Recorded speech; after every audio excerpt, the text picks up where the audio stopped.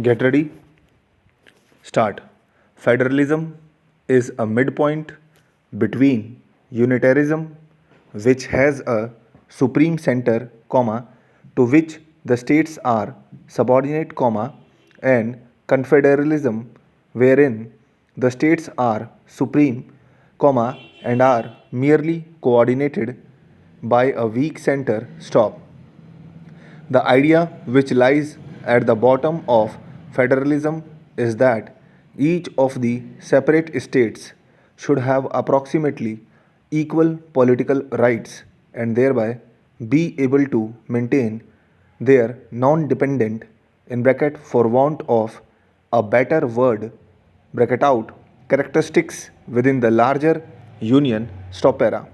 An integral requirement of a federal state is that there be a robust federal judicial system which interprets this constitution, and therefore adjudicates upon the rights of the federal units and the central unit and between the citizen and these units. The federal judicial system comprises the Supreme Court and the High Court in the sense that it is only these two courts which can adjudicate the above rights. Dr. B.R. Ambedkar stated in the Constituent Assembly, the Indian Federation, though a dual polity, has no dual judiciary at all.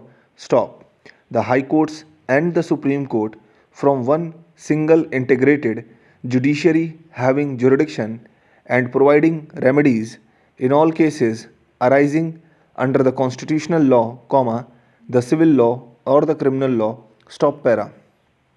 The Supreme Court was created under the Constitution and is a relatively new court. On the other hand, some of the high courts in our country have been in existence since the 1860s, and some existed even before that in their earlier avatars as Supreme Courts of the presidencies. The Supreme Court has on many occasions reiterated the position that the Supreme Court is superior to the High Court only in the appellate sense.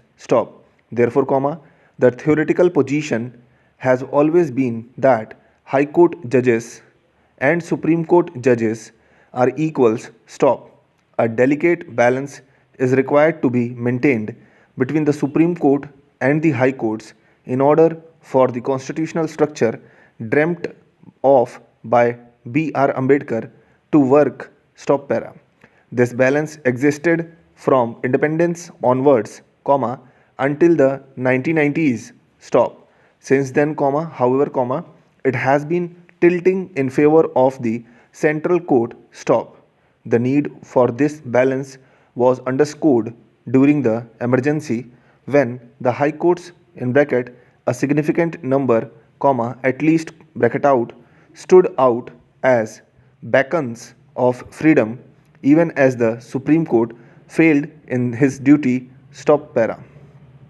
In recent years, three specific trends have greatly eroded the standing of the High Court, leading to an imbalance in the federal structure of the judiciary. First, the Supreme Court, or rather a section of its judges called the Collegium, has the power to appoint judges and chief justices to the High Courts and the Supreme Court.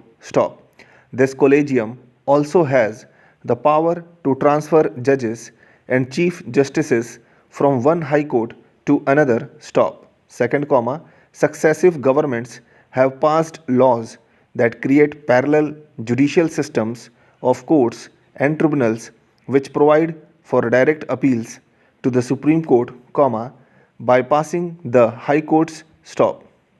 Third, the Supreme Court has been liberal in entertaining cases pertaining to trifling matters. This has inevitably led to the balance tipping in favor of a centralization of the judiciary. the greater the degrees of centralization of the judiciary, the weaker the federal structure. Stop over.